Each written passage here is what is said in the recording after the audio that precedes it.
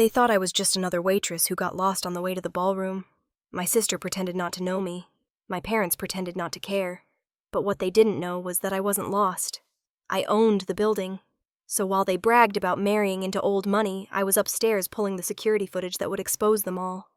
When the lights went down and the truth came up, no one in that room walked out the same. If you haven't subscribed to the channel yet, don't forget to hit subscribe, smash like button, and tell us in the comments where you're tuning in from. The first Saturday of June came with the kind of sun Connecticut liked to brag about, polished, expensive, and a little too bright. I was halfway down the coastal road into Greenwich when I realized my hands had tightened around the steering wheel. It had been years since I'd driven through these streets, but everything still smelled of money and perfume. Voiceover in my head, dry and amused. This is where I grew up. The kind of place where people care more about the vintage of your wine than the state of your soul.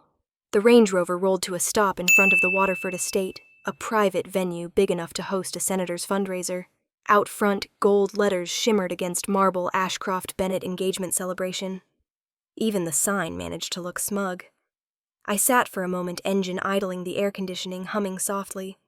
My little sister Lydia was getting engaged. To Ethan Ashcroft, the latest heir in a line of old money that had apparently aged poorly. I hadn't planned to come, but 2 days ago my mother left a voicemail that simply said, "Don't embarrass the family this time."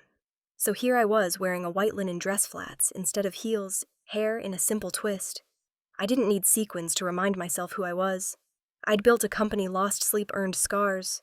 I'd chosen real over polished. When I stepped out, the warm air hit me like champagne, sweet and suffocating. A uniformed guard straightened at the gate. He scanned me head to toe, eyes landing on the car first, then my dress, then the lack of diamonds on my fingers. "Sorry, ma'am," he said, his tone professional, but skeptical. "Catering staff should use the service entrance around the side." I stopped.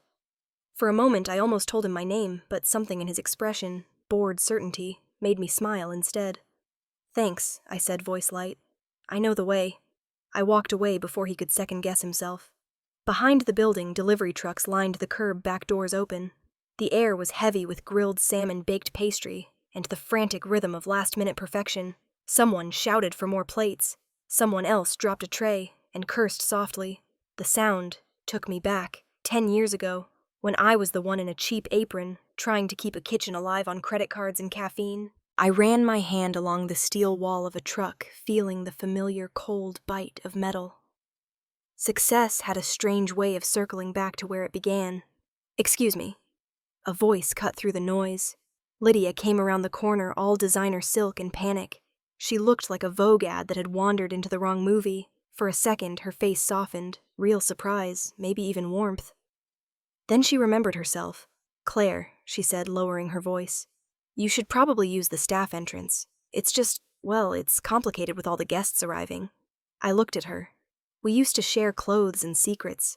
Now she couldn't stand to share air. "The staff entrance," I repeated, letting the words sit for a beat. "Right. Wouldn't want to confuse the crowd." She brushed imaginary dust from her dress, avoiding my eyes. "You know how Mom is. She wants everything perfect. It's not personal." "Of course not," I said. "Nothing in this family ever is." Behind us, a server wheeled a tray of crystal glasses. Lydia stepped aside quickly, like the sight of sweat might stain her gown. The movement was small, but I noticed. I always notice. She looked back toward the main building, her tones snapping back to brisk. "Anyway, I need to get inside. They're waiting for me for pictures." I nodded. "Go make them proud." For a heartbeat, she hesitated, as if she might say something kind. But pride is louder than kindness in our family. She turned on her heel and disappeared toward the terrace. I stood there a moment longer, watching the staff carry silver trays past me, voiceover again low and almost sad. Funny, isn't it? Once we were sisters. Now I'm just a shadow. She's learned to walk around. I took a deep breath, smoothed my dress, and stepped toward the side door. Inside, I could already hear the clink of champagne and the false laughter that filled every Bennett event. I whispered to myself, almost laughing, "Don't worry, Lydia. I'm here to set the table, not sit at it." Then I pushed open the door and disappeared into the hum of the kitchen. The kitchen felt alive in a way the rest of the building never would. It buzzed with motion, metal pans clanging knives, tapping orders being shouted over the hiss of open flames. I slipped inside, unnoticed, the smell of garlic and rosemary wrapping around me like an old memory. At the center of the chaos stood Oliver Grant, head chef, a mountain of a man with salt and pepper hair and a voice that could cut through thunder. He was barking instructions to his line cooks, his hands moving so fast they blurred. He didn't recognize me, not that I expected him to. I'd built Bennett Hospitality from behind the scenes. The kitchen staff usually only knew the name on their paychecks. He spotted me standing near the prep table. "You," he said, waving a knife toward me like a conductor's baton. "Gloves. You can start trimming the asparagus. Don't bruise it." I nodded, slipping on gloves. "Got it." "Ever done this before?" he asked without looking up. "A few times," I said. He grunted, satisfied enough. "Good. We're short-staffed tonight. Don't let the Ashcroft people smell fear." I almost laughed. Noted. For a while, I worked in silence, slicing, trimming, moving with muscle memory. I hadn't used in years.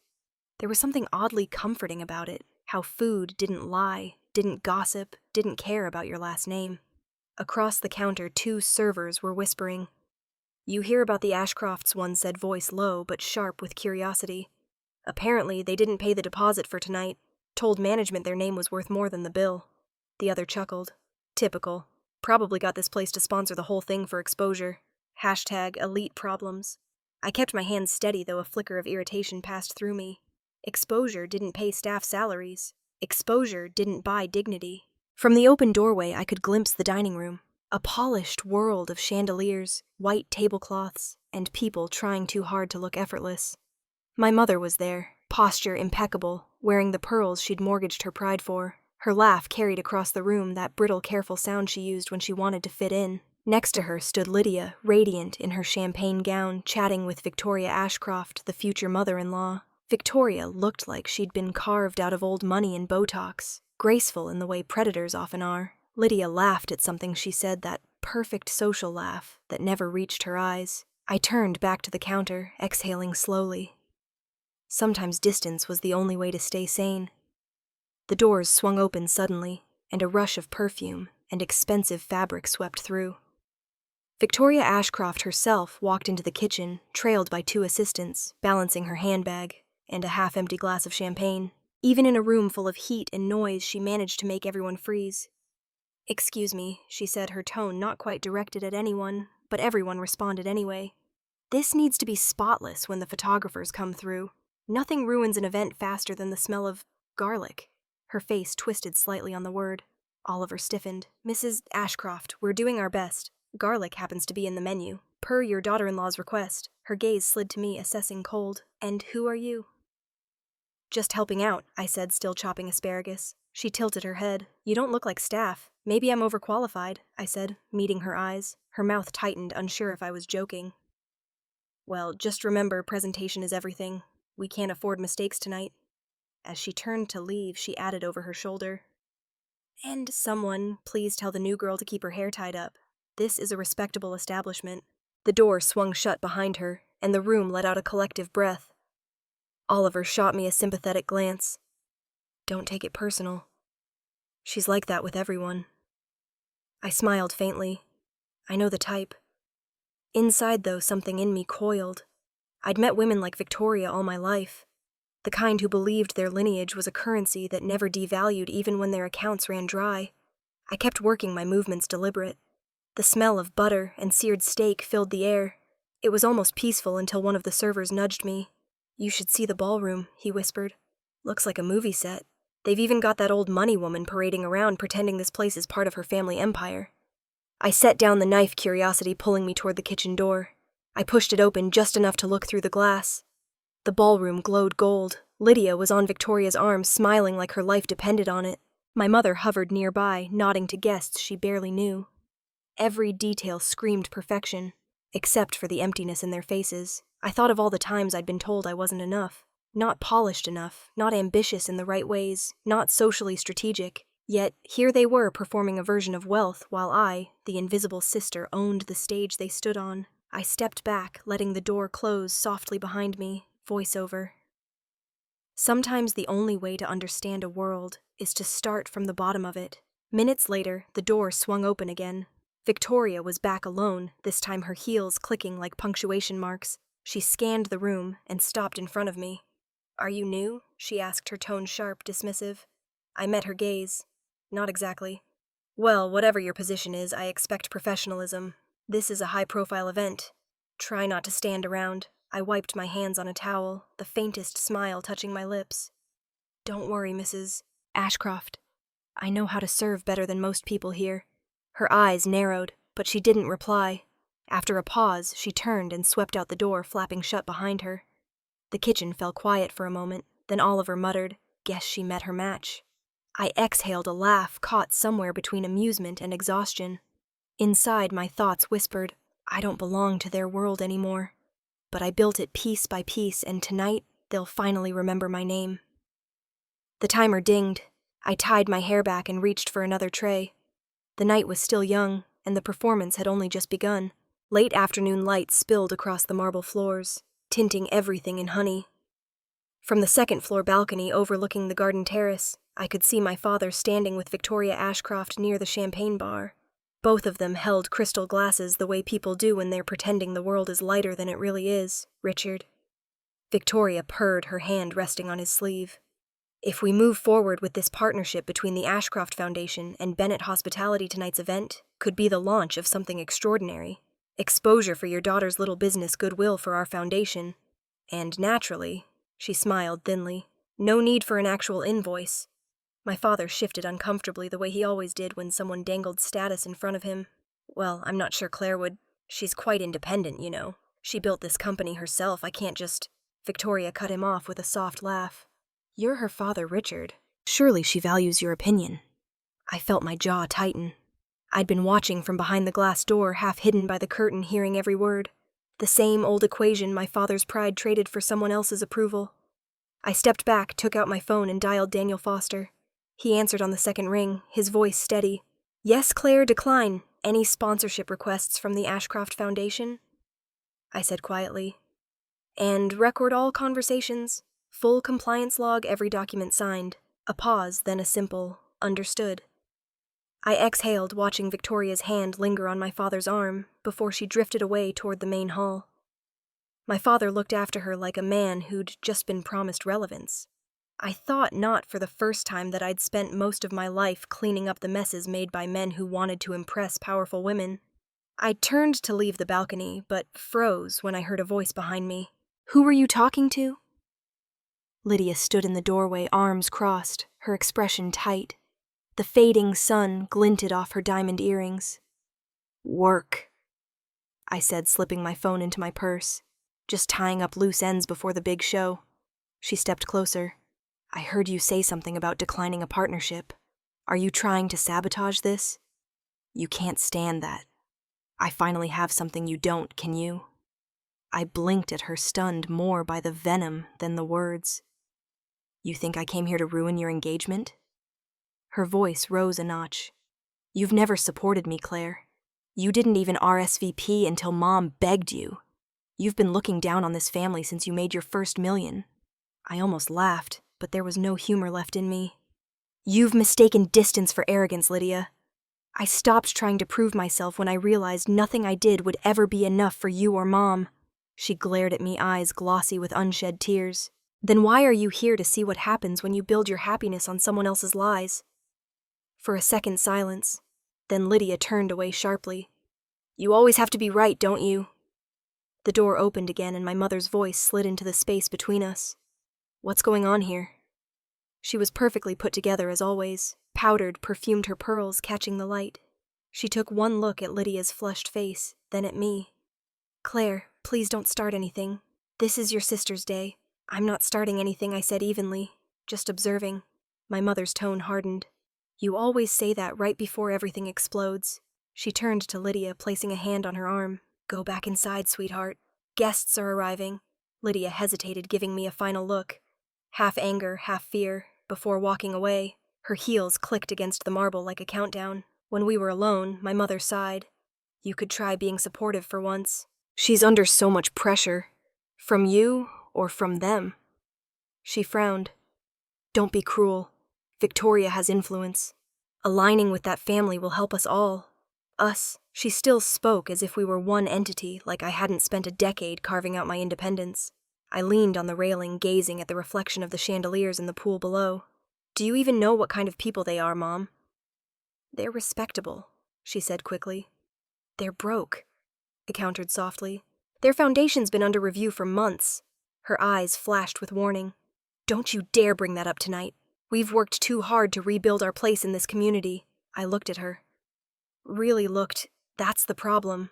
You care more about the community's approval than your own daughter's respect. Her face tightened the way it always did when truth cornered her. Enough, Claire. If you can't behave, at least try to stay invisible. She turned and left before I could respond. For a moment, I just stood there, the sound of laughter and string music drifting up from the courtyard. Below, Victoria was greeting guests, her smile sharp as glass. My father hovered nearby, nodding the perfect supporting character. I felt the old ache in my chest, that familiar mixture of anger and pity. Then I realized what had changed. This time I didn't feel small. I felt still and dangerous. In my head, I heard my own voice steady as the tide. I was once told that silence is polite. Tonight, silence will be my weapon. I adjusted my dress, slipped the phone back into my bag, and walked down the corridor. The air smelled of roses and money. Somewhere below, a string quartet began tuning their instruments. The show was about to start. By the time the sun slipped below the tree line, the Waterford estate had turned to gold. The air shimmered with flashbulbs and laughter, that kind of brittle noise rich people make when they're performing joy. A convoy of black sedans and hired drivers lined the entrance, every guest trying to arrive fashionably later than the last. Lydia stood near the marble staircase, posing beside Victoria Ashcroft beneath a white floral arch that framed the words Ashcroft Foundation, a legacy of giving. I almost snorted. A legacy of taking would have been more honest. Photographers circled them like bees shouting directions, and Lydia tilted her chin just enough to look perfect from every angle. Inside the main hall pulsed with light. Chandeliers glowed music, swelled champagne, frothed in towers of crystal. I slipped through the crowd, carrying a tray of flutes, the soft clink of glass blending with murmurs of polite gossip.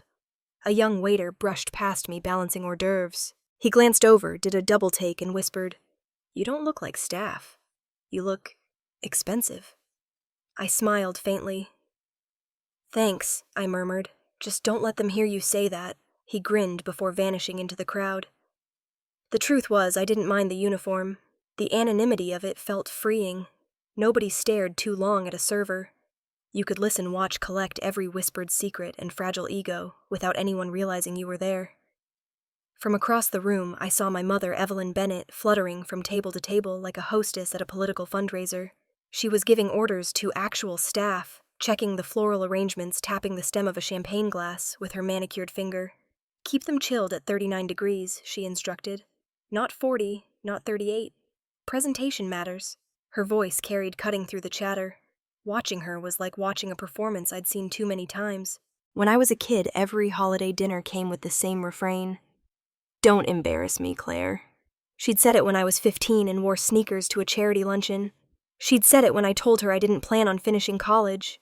She'd said it when I left home for good. I turned away before she could spot me. Near the center of the ballroom, Victoria Ashcroft was holding court, surrounded by a cluster of admirers who looked like they'd auditioned for the Real Housewives of Connecticut. Her diamonds caught every light in the room. Lydia stood beside her, smiling dutifully, her laughter landing half a second too late to sound real. The music dropped, and Victoria raised her glass, stepping toward the microphone at the front of the stage. The spotlight followed her. She was born for it. "Good evening, everyone," she began, her tone rich with that faux humility only the truly entitled can master.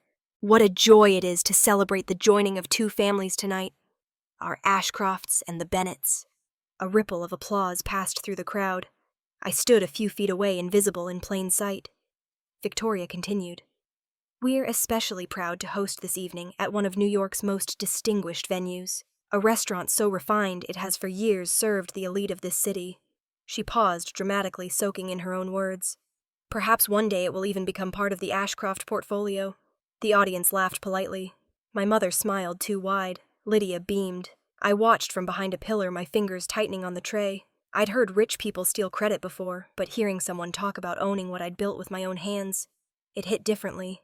I wanted to laugh or maybe throw a drink, but I stayed still. Calm, composed. That's what power really is, knowing you can destroy someone and choosing not to. A server brushed by, whispering, "Speechy woman's laying it on thick, huh? Thick enough to drown in," I said quietly, eyes never leaving the stage. Victoria kept going. "This partnership between families represents everything the Ashcroft name stands for. Heritage, refinement, generosity." She turned to Lydia with a theatrical smile. "And, of course, taste." The applause came again, louder this time, and Victoria basked in it like a cat in sunlight. From the back of the room, I spotted Ethan Ashcroft, her son, Lydia's fiancé. He was leaning against the bar, half listening, his bow tie already loosened. He looked tired in the way that only people born into money can, like life had been one long cocktail party they couldn't leave. Our eyes met for the first time. His expression was polite curiosity, maybe a little confusion, as if trying to place where he'd seen me before. I smiled faintly, and he returned it, a quick, reflexive gesture before turning back toward the stage. He had no idea who I was. None of them did. The applause faded, replaced by the clinking of glasses and a burst of music. The crowd began to mingle again, the air thick with perfume, champagne, and ambition. I wove through it, serving quietly, catching snippets of conversation. "She's marrying up good for her. Heard the Ashcrofts lost money last quarter, but who hasn't? That woman in white, the server. She looks familiar." I smiled at that last one and kept moving. In the corner, my mother was speaking with Victoria again. Their laughter sounded brittle. Every time Victoria gestured, my mother nodded just a second too quickly. That old dynamic. The Bennets seeking approval, the Ashcrofts granting it, played out like a bad rerun. I stopped near the stage, just behind the curtain where the sound crew stood adjusting microphones. One of them glanced at me, recognized the look in my eyes, and wisely looked away. Victoria raised her voice again, thanking sponsors, the caterers, and the hard-working staff who make this evening flawless. Flawless. Such a pretty lie. I caught my reflection in the polished surface of a wine bucket. Calm eyes, steady hands, the faintest hint of a smirk. They were using the spotlight to hide the cracks. All I had to do was wait for the lights to shift. And when they did, every flaw would show. Ethan turned again, scanning the crowd, and our eyes met once more across the glittering chaos. This time he held the look a second longer. I lifted a glass from my tray, nodded politely, and he smiled back, without realizing that the woman serving champagne was the one who truly owned the room. The music swelled, laughter rolled, and the performance continued. I stepped into the shadows behind the curtain, the tray balanced easily in my hand.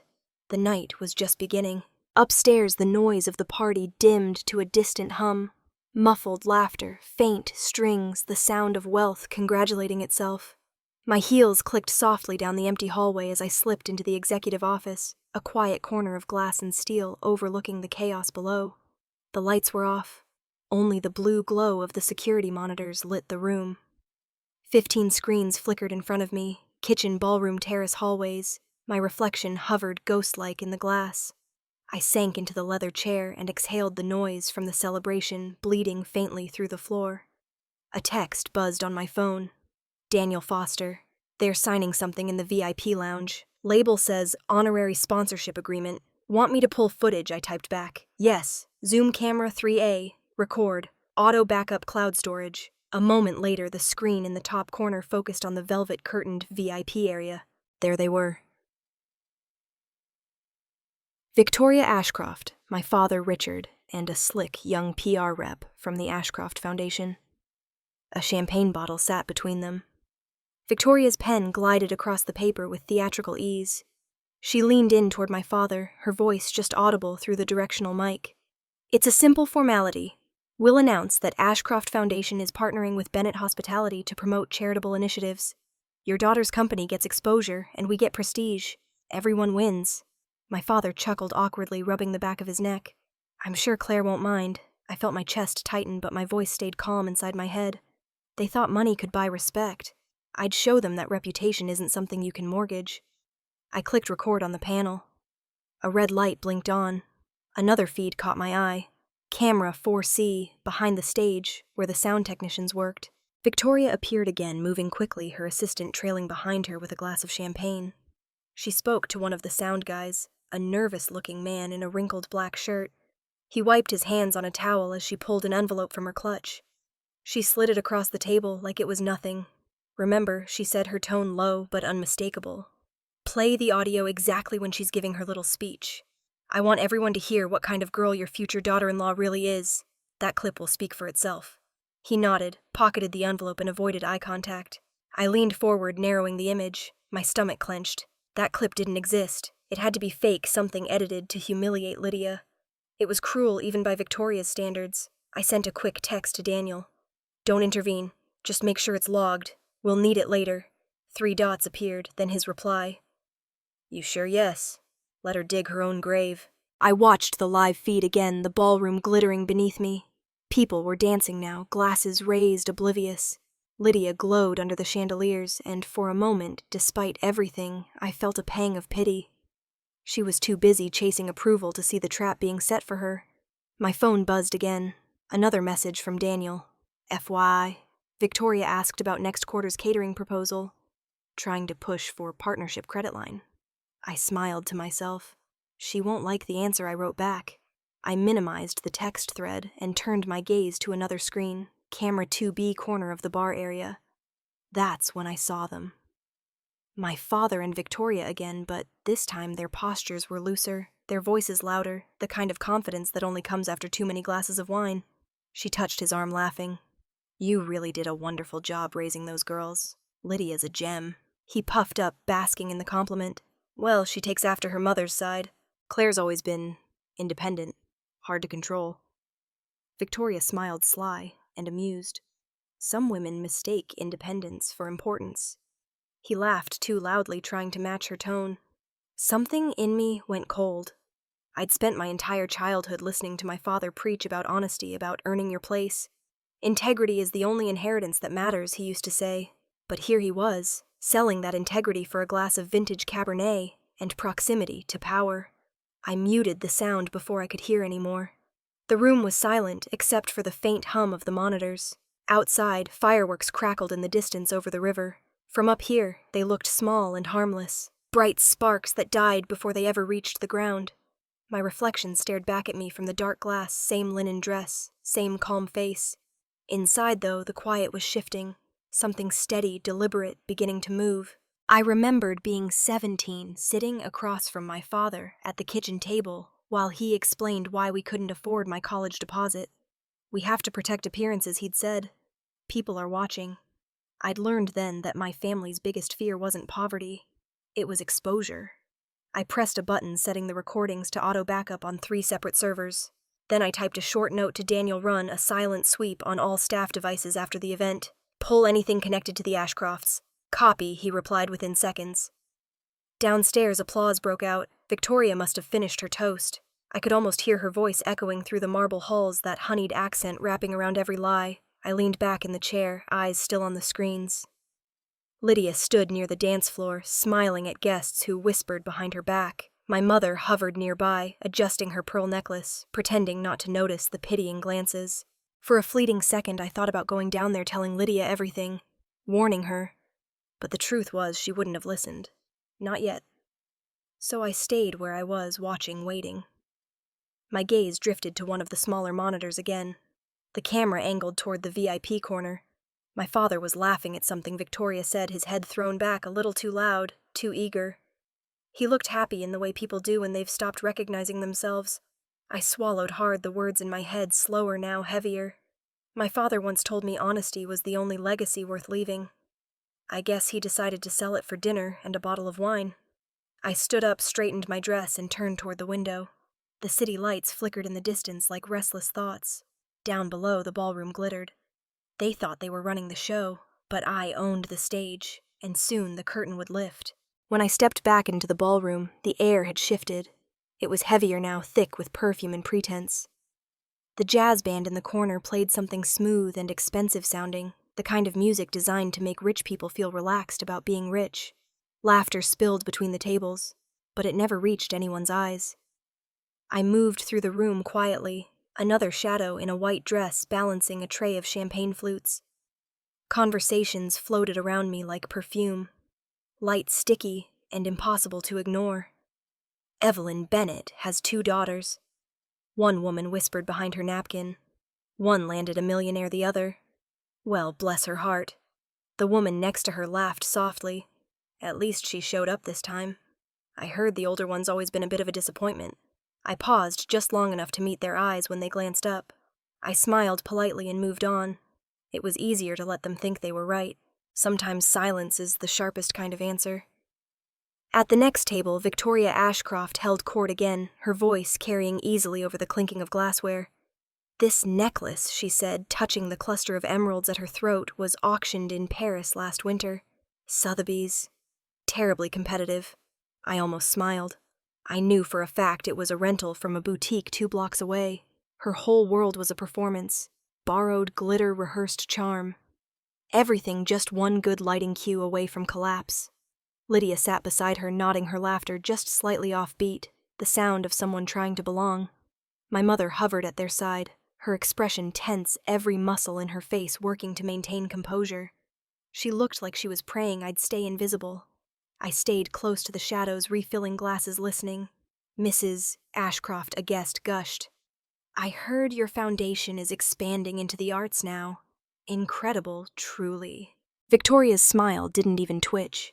"Yes, we believe in cultivating beauty, in all its forms." Her assistant scribbled something on a notepad, probably a reminder to actually start that arts program she just invented. I passed by my mother's table. She caught my eye for half a second, panic flickering across her face. Then she turned away quickly, pretending she didn't see me. For a moment I felt that old ache again, the kind that used to sting when I was a teenager, and she introduced me to her friends as our creative one instead of our successful one. The invisible child, the one who made people uncomfortable because she didn't fit their mold. I took a breath and kept moving. Near the back of the room, Ethan Ashcroft stood alone, leaning against the bar. His tie hung loose, his shoulders relaxed in that careless, privileged way. I could tell he was bored. The son of an empire waiting to inherit the dust. He caught my eye as I approached, offering him a fresh glass of champagne. "Thanks," he said, his voice low, almost grateful. "You're good at this." "At serving drinks," I asked lightly. "At pretending to care," he said, half smiling. That almost made me laugh. "Don't worry," I said. "I only pretend for the ones who notice." He looked at me more closely, then eyes narrowing slightly as if trying to place me. "You don't talk like the others," he said. "Or move like them." I shrugged. "Maybe I'm not like them." He nodded slowly, his curiosity piqued. "Good. The world's full of enough phonies." He took a sip of champagne, glancing toward the stage where his mother was still dazzling her audience. "I don't suppose you've met my family." "Not formally," I said. "But I've seen the type." He grinned, genuine this time. "Yeah, me too." For a split second, I felt almost sorry for him. He looked like a man trapped inside a life built by someone else's ambition. Then Victoria's voice boomed across the room again, calling him over, and the spell broke.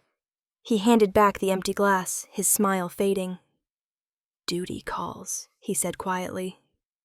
As he walked away, I caught sight of my father at a nearby table, laughing too loudly at one of Victoria's jokes. The sound scraped against something raw inside me. I turned my focus back to the tray, steadying my breath. This was no longer a party. It was a dress rehearsal for exposure. And then, in the far corner of the ballroom, I saw it. The final scene already being set. Victoria stood close to the sound technician, the same nervous man from the security feed. Her hand rested on his shoulder, her smile practiced.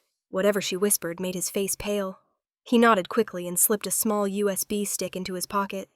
I knew exactly what that was. The so-called recording. The one meant to humiliate Lydia to prove she was an opportunist. A doctored lie planted by a woman who'd built her fortune on them. My heartbeat stayed even. Rage without restraint is chaos. Rage under control is strategy. From where I stood, I could see everything. The flash of Victoria's emerald necklace, the trembling of the technician's hand, the faint, smug curve of my mother's mouth as she watched Lydia perform for her new family. The whole thing felt absurd, like a stage play I'd accidentally wandered into. Everyone pretending, everyone lying, just enough to keep the room intact, but I'd already written my own ending. I turned away from the scene, picked up a tray of champagne from the service table, and moved slowly through the guests again. People smiled at me, not realizing they were smiling at the person who owned the roof over their heads. A few whispered compliments, a few sneers. It didn't matter. Inside my head, the voice was steady measured.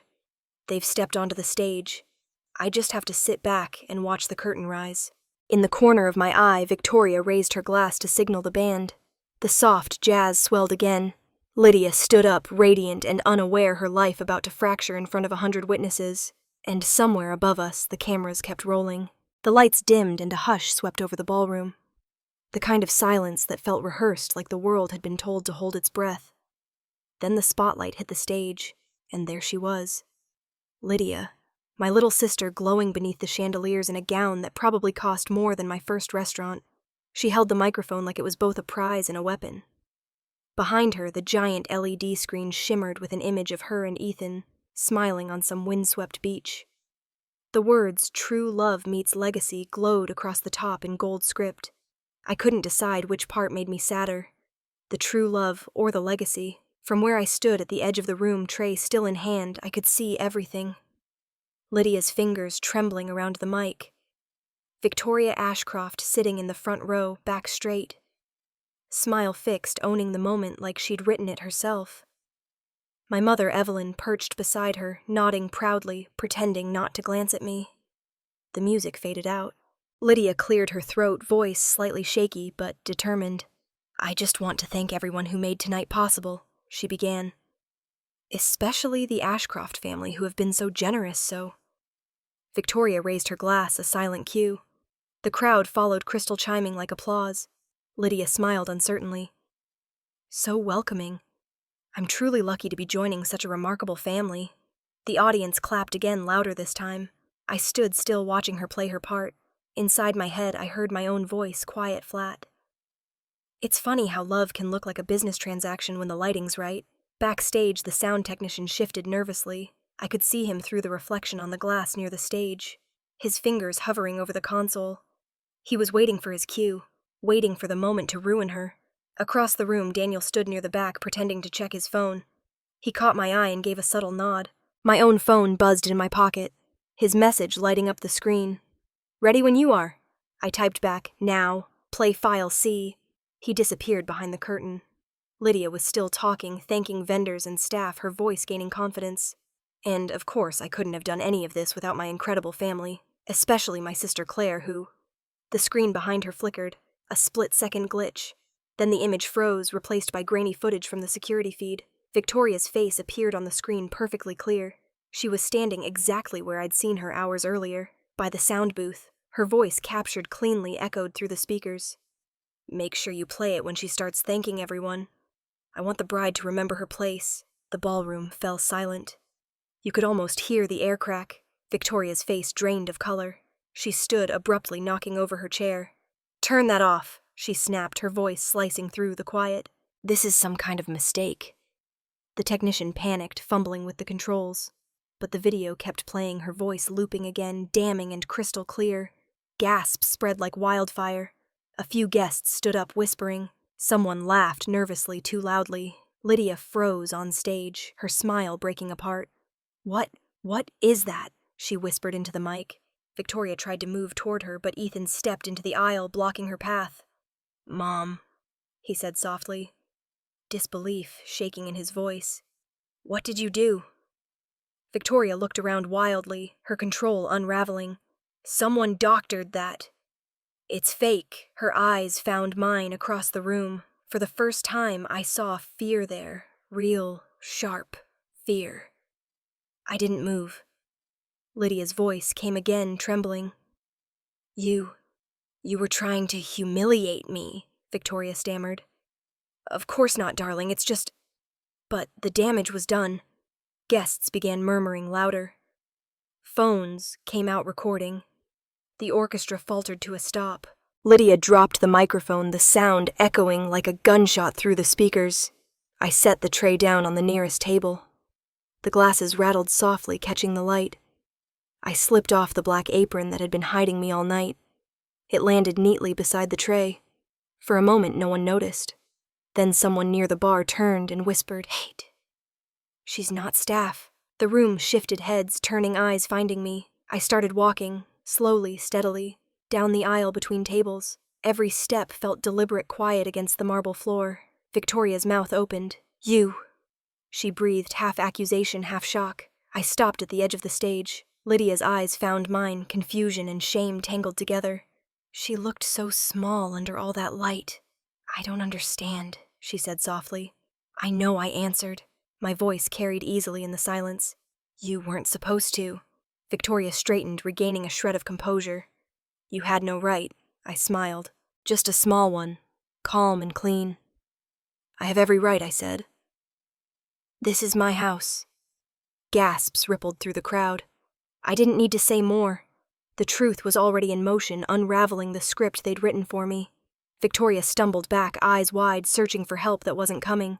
My mother sat frozen, her hands gripping her clutch so tightly her knuckles had gone white.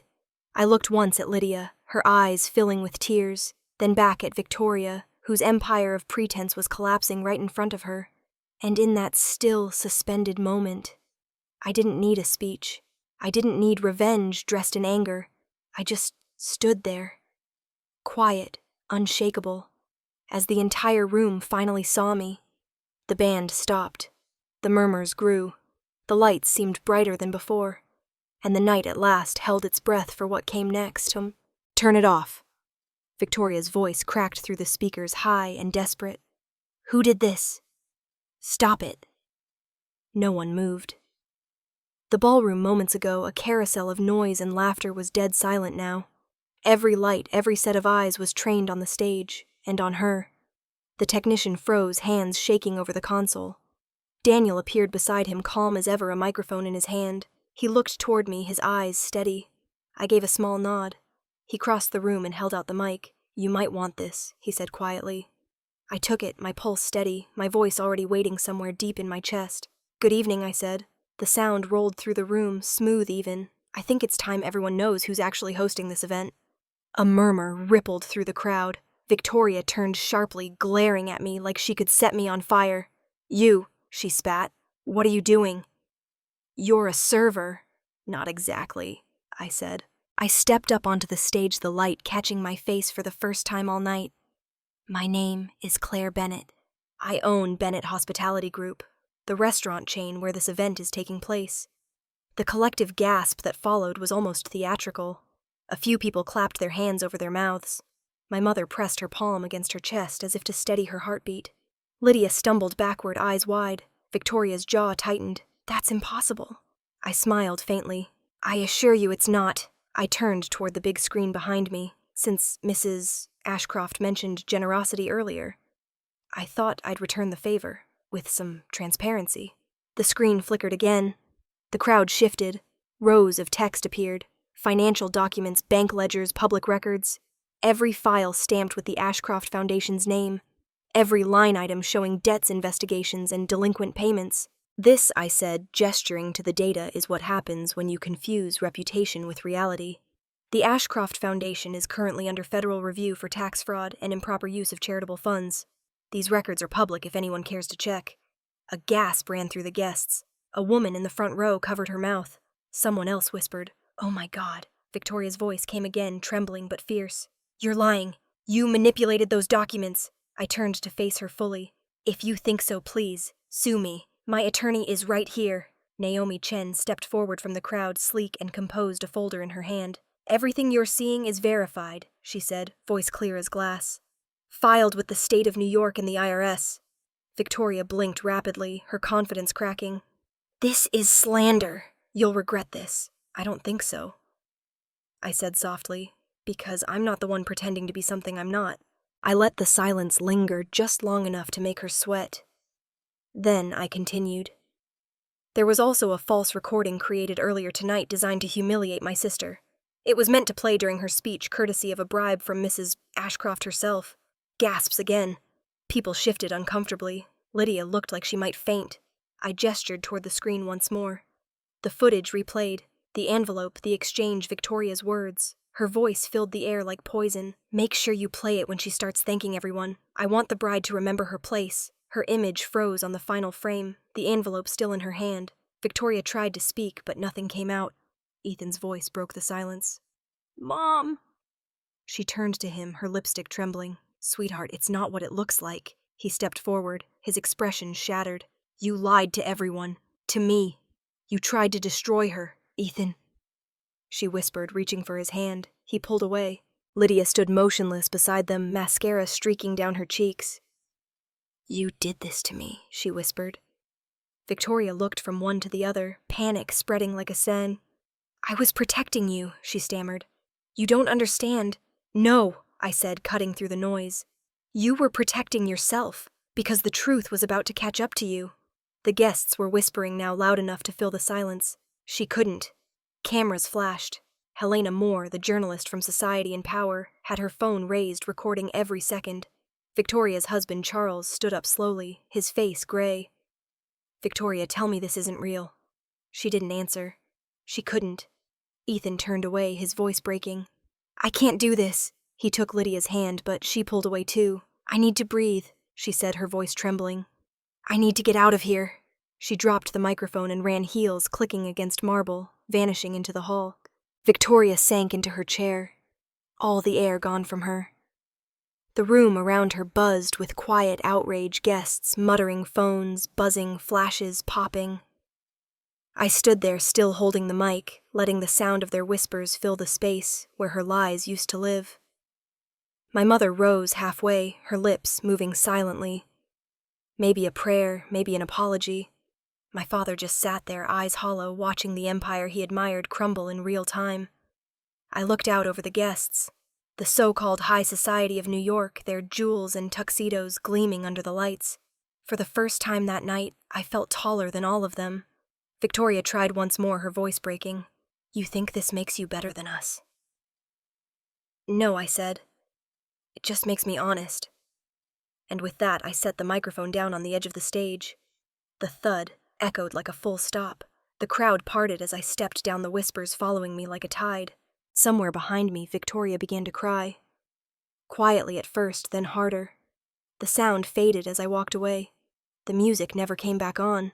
The room broke apart in waves, gasps, whispers, the metallic click of phones recording what no one would ever forget. Some guests gathered their coats, pretending to be above the scandal, while secretly filming from behind their designer handbags. Others stood frozen, as if afraid moving would make the truth more real. I didn't move. The stage lights still burned on me hot against my face, but I stayed calm. Stillness has a way of silencing chaos. I thought I don't need to shout. The truth is already loud enough. From the corner of my eye, I saw my father pushing through the crowd, his expression somewhere between panic and fury. "Claire," he barked, voice rough with disbelief. "What the hell do you think you're doing?" I turned toward him, meeting his eyes. "Telling the truth. You've humiliated this family," he snapped, his cheeks flushed red. "Do you realize what you've done? You've made us a laughingstock." I let the words settle, the noise of the crowd fading behind them. "You used to say that honor was worth more than money," I said quietly. "But you forgot that honor isn't something you can borrow or buy." His mouth opened, but no sound came out. He just stood there, hands shaking, the kind of anger that comes when a lie finally collapses under its own weight. Victoria straightened her spine, trying to collect the scraps of her dignity. Her voice came out tight, brittle. "You think this makes you some kind of hero? You'll regret ever crossing my family." I tilted my head, slightly studying her. "No," I said. "You'll regret never learning how to treat people decently." That landed harder than I expected. For a moment, she said nothing, her painted smile faltering. Ethan stepped forward, his voice quiet but steady. "Thank you," he said, meeting my eyes, "for saying what everyone's been too scared to." Victoria turned on him instantly. "Don't you dare side with her. She's trying to destroy us." He looked at her, tired, almost hollow. "You already did that yourself." Gasps followed his words. A woman in pearls whispered, "Oh my God," to no one in particular. The tension in the room felt electric, humming under the chandeliers. I didn't speak again. I didn't need to. Everything that needed saying was already hanging in the air. My mother was standing near the back, pale and rigid. Her eyes darted between me and my father, between the wreckage of her carefully constructed social world and the daughter who had just torn it down. She looked like she wanted to disappear, and for once, I didn't feel the need to fix it for her. Victoria muttered something to her husband, but he didn't respond. He looked small, older, somehow slumped in his chair, like a man realizing for the first time that power has an expiration date. A few guests began to leave quietly, shoes clicking against marble. Others whispered as they passed me, their faces lit by the cold glow of phone screens. The story was already spreading. I could feel it moving through the room, spilling into the world beyond these walls. I stepped down from the stage, setting the microphone gently on the floor. It made a small sound like punctuation at the end of a long, complicated sentence. Ethan caught my arm briefly as I passed. "Are you all right?" I gave him a faint smile. "Better than I've been in years." He nodded, eyes full of something that looked like respect, or maybe understanding. "You did the right thing. Sometimes I said the right thing looks a lot like betrayal to the wrong people." He released my arm, and I walked away. The doors at the back of the ballroom loomed ahead. As I reached them, I turned once more to look at the crowd. The glittering remnants of the city's elite now splintered into panic and whispers. My father standing motionless, my mother refusing to meet my gaze, Victoria clutching her pearls like prayer beads. I took one last breath of their world heavy with perfume and deceit. Then I pushed open the doors. The noise behind me softened, replaced by the faint hum of the jazz band, still playing unaware or unwilling to stop. The melody wavered off-key, the sound of something beautiful losing its shape. The hallway outside was dim quiet, almost peaceful. My shoes clicked softly against the tile as I walked. For the first time that night, I felt the weight lift from my shoulders, not because I'd won, but because I'd stopped hiding. Behind me, the door swung shut with a low thud, sealing the chaos inside. The music faded, leaving only silence. And in that silence, I realized how strange it was that freedom could sound so much like quiet. 3 days later, my phone wouldn't stop vibrating. Every news app, every gossip feed, every social platform was buzzing with the same phrase, "the fake elite wedding." The video had gone viral overnight, first on local blogs, then on national news. It was everywhere. Clips of Victoria's bribery and my reveal were spliced together with dramatic music, slow-motion shots, and headlines like "When the server owns the venue" and "The heiress who exposed high society." The hashtag, "the fake elite wedding," climbed to the top of every trending list. People called it karma. I just called it inevitable. Helena Moore from Society and Power reached out for an interview, and for once, I said yes. We filmed in my office, the same one, overlooking the city skyline I'd built my life on. The cameras were small, her tone professional, but curious. "Claire," she began, "there's been a lot of talk about your decision that night. Some say you humiliated your family and the Ashcrofts in public. Do you worry you might have destroyed relationships that could never be repaired?" I looked at her steady. "I didn't destroy relationships," I said. "I destroyed illusions." She nodded, impressed. "And do you believe in karma?" "Karma doesn't happen by magic," I said quietly. "It happens when someone finally tells the truth." After that, I turned down every other interview request. The story didn't need my commentary. It was writing itself now, across headlines, talk shows, podcasts. The Ashcrofts went silent. Within a week, the foundation was officially under investigation for financial misconduct. Their accounts were frozen. Their events canceled. Every philanthropic initiative they'd paraded for years was suddenly under review. Victoria's name became a cautionary tale about arrogance. Ethan, from what I heard, cut ties with the foundation completely. He sold his shares, disappeared from New York, and refused all interviews. As for Lydia, she locked herself away. No calls, no texts. She didn't even show up at our mother's house when reporters started camping outside. Mom called me one evening, her voice trembling. "Claire, do you know what people are saying about you?" "I imagine they're saying a lot." I said, keeping my tone calm. "They keep asking if it's true," she whispered. "If you really planned all this, my phone won't stop ringing. The women from the league, they want to know how you could do this to your own sister." I took a slow breath. "Tell them the truth, Mom. That I didn't do it to her. I did it for her." There was silence on the other end. I could almost hear her swallow. "You've always been so cold," she said finally, and hung up. Maybe she was right. Or maybe I'd just learned how to stop apologizing for other people's lies. At the office, things moved on. My team handled the storm like pros. Crisis statements, brand monitoring, security upgrades. Our bookings didn't drop. They tripled. Everyone wanted to eat at the restaurant where it happened. Still, not everything was smooth. One morning, I found a letter waiting on my desk. Thick, embossed paper. Legal stationery. Ashcroft v.T. Bennett.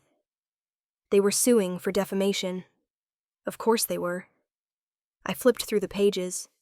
Emotional distress, reputational damage, loss of income. The irony almost made me laugh.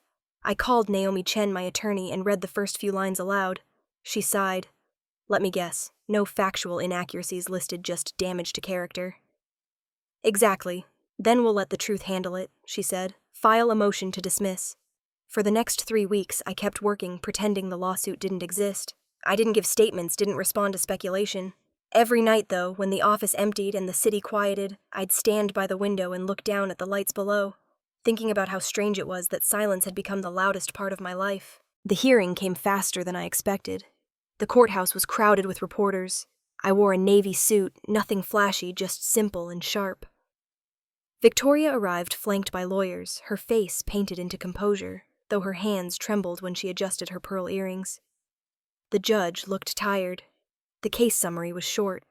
Naomi stood, her tone firm but calm. Your Honor, my client did not defame the Ashcrofts. Every statement she made was supported by verifiable public documentation. The opposing counsel has provided no evidence of falsity. Victoria's lawyer objected, mumbled something about malicious intent. The judge raised an eyebrow. Intent is irrelevant when the facts are true. A murmur spread through the courtroom. I watched Victoria's eyes drop to the table. The judge continued. The court finds no basis for defamation. The evidence presented by Ms. Bennett was accurate, and the actions in question fall under protected speech. Case dismissed. Just like that. The gavel hit the block with a sharp crack. The sound felt final cleansing. Naomi squeezed my shoulder. You're free, she whispered. Outside, the cameras were waiting. Reporters shouted questions about justice, about revenge, about what came next. I walked straight through them, the morning air cold against my face. Someone called out, Sis Bennett. Any comment, I stopped just long enough to answer. Truth wins by law, I said quietly, not by noise. Then I kept walking. That night, back in my office, I finally allowed myself to breathe. The windows reflected the city's glow, and for the first time in a long while, I didn't feel the need to hide behind it. Karma hadn't come in some poetic blaze of fate. It had come quietly through files, signatures, and court rulings, through the kind of honesty that doesn't need applause. And as I sat there in the soft hum of the city, I realized something. It wasn't revenge that satisfied me. It was the peace that followed when the truth finally stopped whispering and started to speak. The message came on a gray afternoon in October. My mother wanted to see me. No explanations, just a short voicemail. Her voice soft, fragile in a way I didn't recognize. That evening, I drove back to Greenwich. The town looked the same: tidy lawns, brick driveways, houses lined up like they were competing in a beauty contest. The Bennett house sat at the end of the street, the old white shutters still perfectly painted, the porch light glowing, as if it had been waiting for me. When I stepped inside, the air smelled faintly of cinnamon and furniture polish. Everything was in its place, as if order could erase the chaos of the past few months. My mother sat on the sofa, hands folded in her lap, her posture still graceful, but no longer rigid. Claire, she said softly, her voice trembling. I sat across from her. The silence between us felt heavier than any argument we'd ever had. She looked at me, eyes glossy. I've spent my whole life trying to protect our image, she said, her hands twisting together. And in the process, I lost you. Her words hit harder than I expected. I'd imagined this moment so many times, but now that it was here, I didn't feel victorious, just tired. I'm not angry anymore, I said quietly. I'm just sad you thought my worth depended on what I wore or who I stood next to. Tears slipped down her cheeks. I used to dream of the day I'd see you happy, she whispered. I just never thought you'd make me ashamed of myself first. That startled a laugh out of me, a soft one, half sorrow, half relief. You don't need to be ashamed, I said, reaching across the coffee table to take her hand. You just need to stop living scared. Her fingers tightened around mine, small and cold. For the first time, I felt her let go of the image she'd clung to her whole life. The perfection, the pretense. It all fell away in that moment, leaving something raw and human beneath it. The house was quiet, except for the ticking of the old wall clock. I could hear the wind outside brushing against the windows, carrying that faint chill that comes before winter. A creak from the hallway made us both turn. Lydia stood there, her eyes red and swollen, her makeup smudged. She looked younger, smaller somehow, as if the world had finally stripped her of everything false. Can I come in? She asked, voice small. I nodded. She stepped forward, clutching a tissue like a peace offering. I don't deserve to call you my sister, she said. But if you'll let me, I want to start over. I studied her face, the guilt, the exhaustion, the trace of hope, and something inside me softened. Then start, I said gently. Tomorrow, come to Bennett Hospitality. Ask for Daniel. He'll train you at the front desk. Her eyes widened. You're serious. Dead serious, I said. You're good with people, Lydia. You just need to learn what it's like to stand on your own 2 feet. She laughed through her tears, wiping her nose with the back of her hand. I'll wear the proper uniform, I promise. Good, I said, smiling. And no personal calls during shifts. She laughed again, this time for real. It was the first sound of genuine happiness I'd heard from her in months. The front door creaked open, and a gust of cold air swept in. Ethan stood there looking uncertain but resolute. His eyes met mine before finding Lydia. He crossed the room, took her hand, and turned back to me. Thank you, he said quietly, for giving her a chance, for giving us one. I shook my head. Don't do it for me, I said. Do it for yourself, for her. He nodded slowly, understanding. We will. They stood together side by side like 2 people who'd been through fire, and somehow come out cleaner on the other side. My mother rose from the sofa, wiping her eyes. She looked at Lydia, then at me. Maybe she said softly, this is what our family was supposed to look like all along. Not perfect, just honest. I didn't trust my voice enough to answer. I just nodded. We sat there for a while. 3 women, 2 generations bound not by image anymore, but by something harder, stronger. Truth. Later, as I left the house, the air outside was cold enough to sting. The porch light flickered above me, catching the edge of the old brass nameplate on the mailbox. The Bennetts. For the first time, the name didn't make me cringe. It made me proud. I walked to my car, glancing back once at the window. Inside, Lydia was laughing at something Ethan said. My mother stood nearby, watching them, her hand pressed to her heart. I started the engine, the headlights cutting through the dark. For years, I'd thought of that house as a museum of everything I wanted to escape. But tonight, it felt different. Not a prison, just a place that had finally learned how to breathe. And as I drove away, I realized something simple, almost funny reconciliation doesn't always begin with forgiveness. Sometimes it begins when everyone finally stops pretending. A year later, the city glittered like a promise. The fall air carried that clean, sharp edge that made New York feel awake, alive. Inside the flagship restaurant of Bennett Hospitality, soft light glowed against exposed brick and white linen tables. The night wasn't about glamour or headlines. It was quieter, more honest. The banner above the stage read, Honesty Feeds Hope, Bennett Foundation Annual Gala. The guests weren't celebrities or investors, just people who cared. Teachers, small business owners, chefs, volunteers, faces that didn't need to impress anyone. I stood at the podium, a glass of water in my hand instead of champagne. From the stage, I could see everyone who mattered. My mother sat front row, pearls, modest hands folded neatly on her lap. Lydia and Ethan were next to her, fingers intertwined, whispering something to each other that made them both laugh. Oliver and Daniel stood near the back with our staff. My people. The ones who'd been there when Bennett Hospitality was just a dream and a handful of recipes. The band quieted. I took a breath and began to speak. When I started this company, I said I thought success was about being seen, about proving myself to people who'd already decided what I was worth. But I learned something different. Respect isn't something you win or lose. It just happens when you stop needing to prove anything at all. Applause rippled softly through the room. Not thunderous, just warm. The kind of applause that means people are listening because they feel seen. I smiled, catching my mother's eyes. She was crying again, but this time not out of shame or fear. Just pride. Real, unguarded pride. We unveiled the new project. Part of the proceeds from Bennett Hospitality would fund community kitchens across the state, providing meals and training for families in need. The logo glowed on the screen behind me. Food, dignity, hope, simple, true. After the speeches ended, people mingled with dessert wine and laughter that didn't sound forced.